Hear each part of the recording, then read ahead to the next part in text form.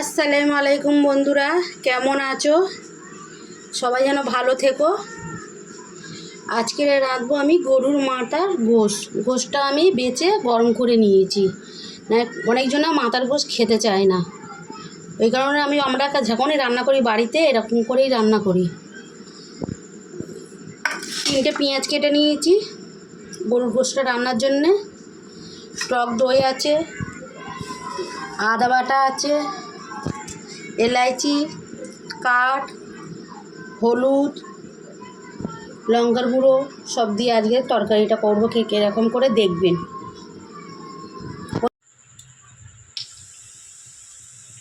দিয়ে দিলাম এলাইচি, কাঠ, লবণ।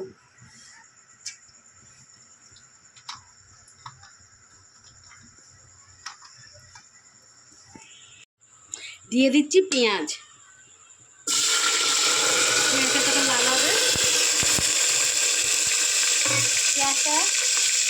পেঁয়াজটা ভাজবো, পুরোটা ভাজবো না, লাল লাল করে যেন কাঁচা থাকে, তবে মিষ্টি মিষ্টি মতন লাগবে। হালকাভাবে ভাজবো। দিয়ে গোশ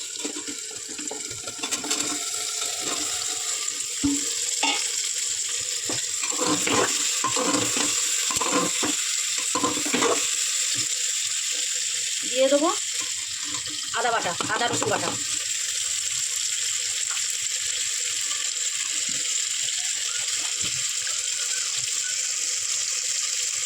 জিরে গুঁড়ো 2 চামচ দিলাম, জিরের গুঁড়ো 2 চামচ দিলাম, ধনের গুঁড়ো,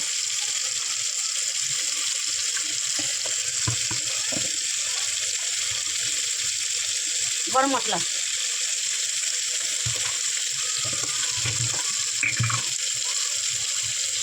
দিয়ে দেবো পানি অল্প একটু।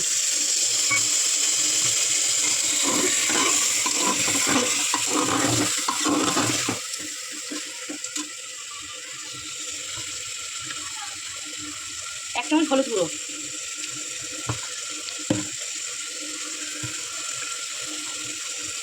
2 চামচ লঙ্কা গুঁড়ো, ভালো করে কষিয়ে নেবো। এই পানিতে ভালো করে কষিয়ে নেবো।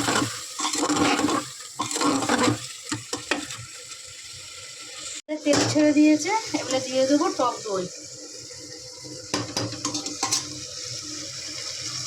টক দই দিয়ে বাটিটা দিয়ে দেবো, দিয়ে ভালো করে ফের কষাবো। দই দেওয়ার পর ভালো করে নাড়বে, নাই দই ফেটে যাবে।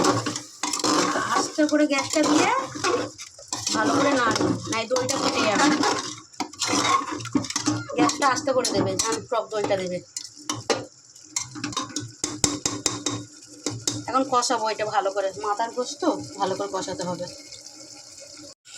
ভালো করে কষিয়ে নিয়েছি, দেখো তেল ছেড়ে দিয়েছে, ভালো করে কষিয়ে, মশলার গন্ধও নেই।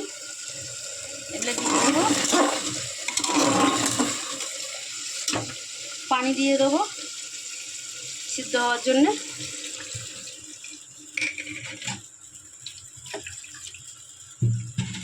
কেন মাথার গোশ তো অনেকক্ষণ সিদ্ধ হতে লাগে।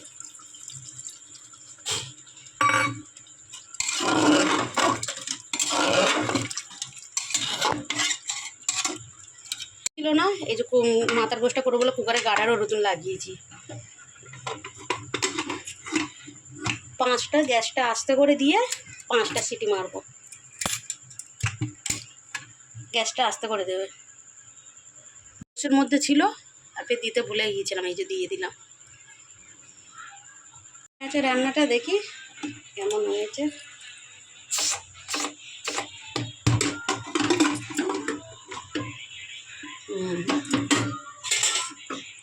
এর মধ্যে দিয়ে দেবো হলো গরম মশলা,